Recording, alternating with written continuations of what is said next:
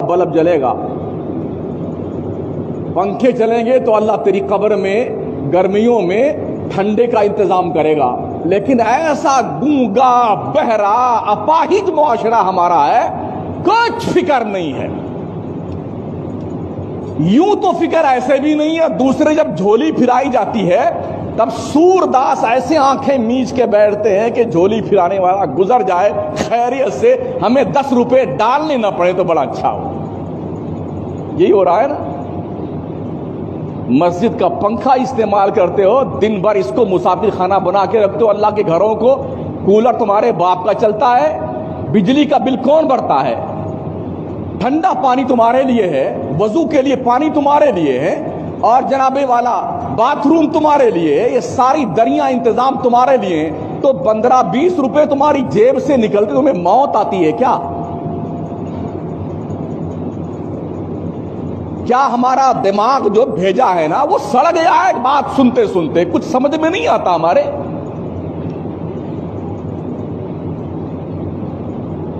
पूछो ना कमेटी वालों से कितना बिल भरना पड़ता महीने में।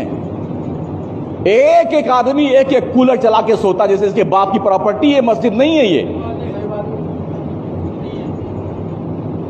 अगर हमने आज के बाद देख रहे धक्के मार के निकालेंगे उसको समझ नहीं आता इस बात को। सुबह फजर से लेके बेटे दोपहर 2 बजे तक सोते हैं मस्जिद में।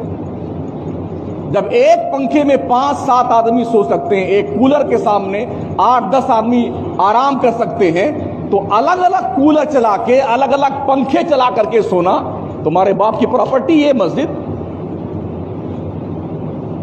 और इतने बदतमीज किस्म के लोग हैं, पंखे चला के आराम से बैठेंगे और जब जाने लगेंगे तो ये भी तौफीक उन बदबख्तों को नहीं होती है, कम से कम बटन तो बंद करके जाए पंखे का।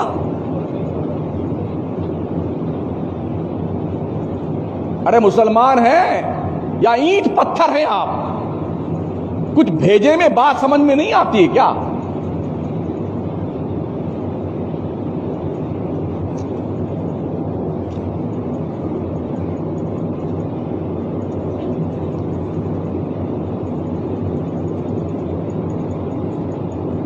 गैरों के यहां आपका तो ज्यादा साबका, कभी गुरुद्वारे में कभी मंदिर में, लोग वहां पर जो रफाही काम करते हैं ना, जो हमने पढ़ा है, जो हमने सुना है, लाखों लाखों रुपए डोनेशन देने के लिए लोग लाइन में खड़े रहते हैं। महीनों बाद नंबर आता है, महीनों बाद। इसे जानते हो नहीं आप लोग?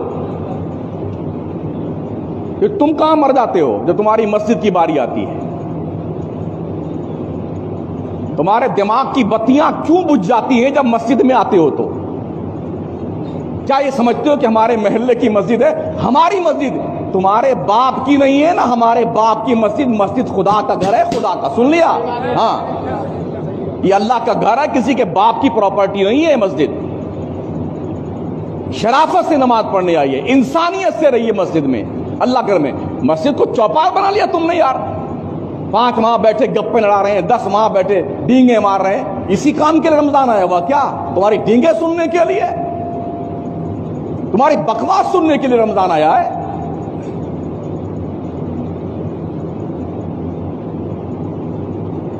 ये सारे काम मुसलमान करते थे, रिफाई काम। आज दुनिया इस काम को कर रही है और इसका फल उन्हें दिया जा रहा है। अल्लाह सिर्फ